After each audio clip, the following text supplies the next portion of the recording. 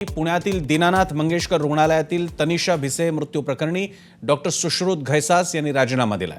Hospital प्रशासनाची होणारी बदनामी आणि रुग्णांची होणारी गैरसोय पाहता डॉक्टर घैसास यांनी राजीनामा दिल्याचं कळतंय। डॉक्टर घैसास यांनी तनिषा भिसे प्रकरणात उपचारासाठी अमानत रकमेची मागणी केल्याचा आरोप त्यांच्यावर ठेवण्यात आला होता। त्यामुळे आज अखेर डॉक्टर घैसास यांनी दीनानाथ रुग्णालयातील आपल्या पदाचा राजीनामा दिला। मात्र त्यांच्यावर गुन्हे दाखल झाले पाहिजेत अशी मागणी विरोधक करतायत।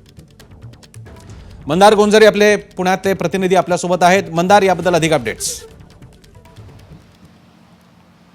दीनानाथ मंगेशकर रुग्णालयाबाबतचा अहवाल आरोग्य विभागाकडून आज समोर ठेवण्यात आला।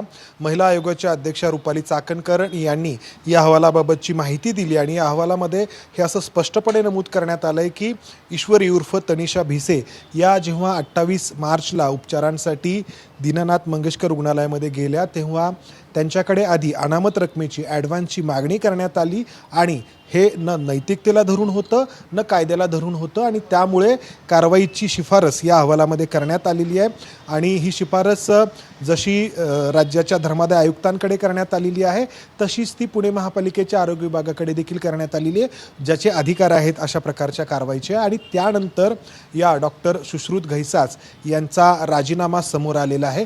त्यांनी राजीनामा दिलेला आहे। एका अर्थाने हे कबूल होतं आहे या ठिकाणी की भिसे कुटुंबियांना अनामत रक्कम मागण्यात आली होती आणि या अहवालामध्ये देखील तेच नमूद करण्यात आलंय आणि त्यामुळे रुग्णालयावरती किंवा या डॉक्टर सुश्रुत घैसास यांच्यावरती कारवाई होईल अशी आत्ताची चिन्ह आहेत। मात्र सर्वात महत्त्वाचा मुद्दा आहे तो म्हणजे या तनिश्री भिसे यांच्या मृत्यूला हे हॉस्पिटल जबाबदार आहे का किंवा हॉस्पिटलमधील डॉक्टर जबाबदार आहेत का, याबद्दल आजच्या अहवालामध्ये काहीही स्पष्ट करण्यात आलेलं नाही।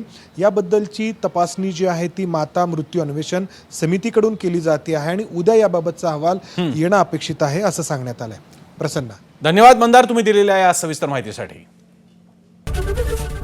एबीपी माझा, उघडा डोळे बघा नीट।